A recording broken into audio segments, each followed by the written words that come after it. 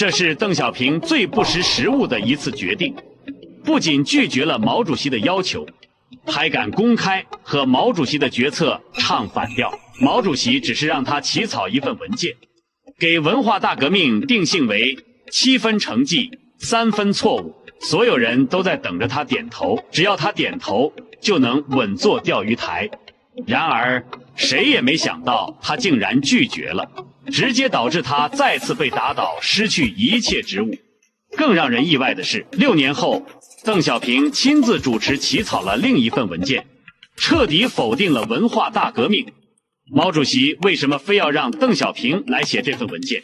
鄧小平那句拒絕的古文到底是什麼意思？這背後又隱藏着怎樣的政治博弈呢？1975年初，鄧小平被毛主席重新啟用，主持黨政軍日常工作。彼時的中國已經被文化大革命折騰了近10年，國民經濟瀕臨崩潰，社會秩序混亂不堪。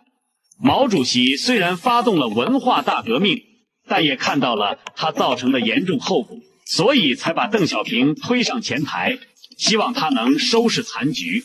鄧小平不負众望，他提出3項指示為綱，把毛主席關於安定團結和發展國民經濟的指示提升到與階級鬥爭同等重要的位置，然後以鐵路系統為突破口，開始大刀闊斧的整頓，效果立竿見影，鐵路運輸恢復正常，鋼鐵產量開始回升，各行各業出現轉機，但問題也隨之而來。整頓越深入，暴露的問題就越多。人們越來越清楚地看到，這些問題的根源就在於文化大革命本身。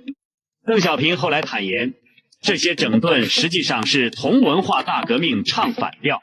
安定團結就是要結束動亂，發展經濟就是要否定抓革命促生產那套虛的東西。整頓的每一步都是在糾正文化大革命的錯誤，但毛主席只是希望他局部糾錯，而不是全盤否定。就在這時，毛遠新開始頻繁向毛主席匯報，說社會上有股否定文化大革命的風，比1972年批極左還兇。他還特別強調，鄧小平很少講文化大革命的成績，很少批劉少奇的修正主義路線，頻頻暗示鄧小平反對文化大革命。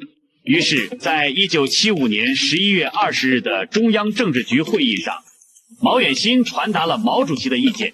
毛主席希望在文化大革命問題上統一認識，總的評價是7分成績，3分錯誤。這是在給鄧小平台階，也是在給他一個改變立場的機會。只要他妥協，一切都好辦。